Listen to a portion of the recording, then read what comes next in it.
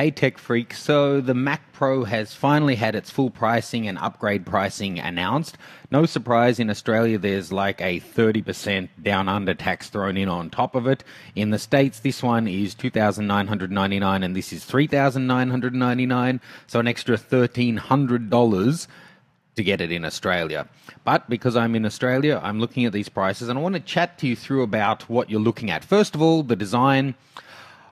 I do care about design, but I personally don't really care too much about the shape of it as long as all of the plugs and stuff are accessible. If this is better for cooling, then why not?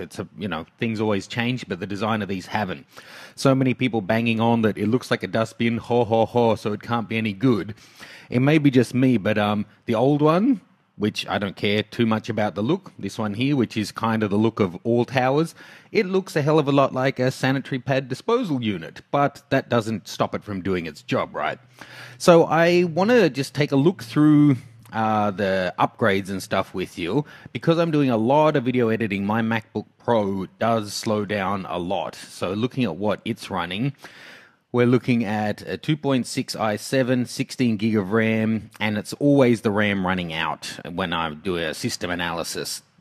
So I have to say I'm not a massive computer expert, and I genuinely want people's interests, their opinions. I often hear from people, and it seems like the rivalry between Mac and PC is way stronger than Canon versus Nikon. People are like really angry about it, and I'm always hearing from PC users, the Apple's good. Well, I don't always hear that, but even if it's good, you're paying a huge premium. You could get a PC for half as much or 40% less or 80% less. Crazy numbers get thrown around. So I would love you guys to leave a comment saying exactly what system you would buy, or even go onto one of those websites where you can build a custom system and get a quote on it that actually compares to this side by side, because I would genuinely like to see the difference in price. Because if it is a big enough difference, then it could be all it takes for me to move to using a Windows system, because I really only use this because I use Final Cut Pro. But let's say we leave it with a 6-core Xeon processor. I was planning to upgrade it to 64 gig of RAM. Now, I know the RAM is a huge gouge. That's $1,400 just to upgrade the RAM. I've seen online in the States you can get an upgrade kit that's the same RAM for $900. So that's about just under $1,000 Australian. Storage, I think this is the special kind of flash that's actually built onto the computer rather than even the really fast flash drives. So I was thinking to have a full terabyte of that on board. For graphics, I think just having the dual 3GB ones is going to be plenty for me. I don't need a display, I don't need the trackpad and stuff. But you see, that already jumps it up to 7,700 Australian dollars. Ow, ow, ow, ow, ow. My car isn't worth that much. I get 10% back on tax because it's a business expense. But I seriously want to know your thoughts.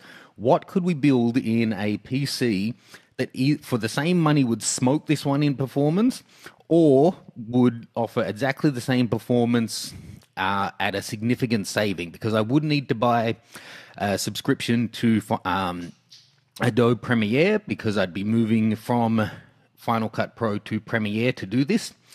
And other than that, it's not a big deal to me. I do like Mac stuff. I do like the software stable, but I keep hearing from people that PC is fairly stable too these days.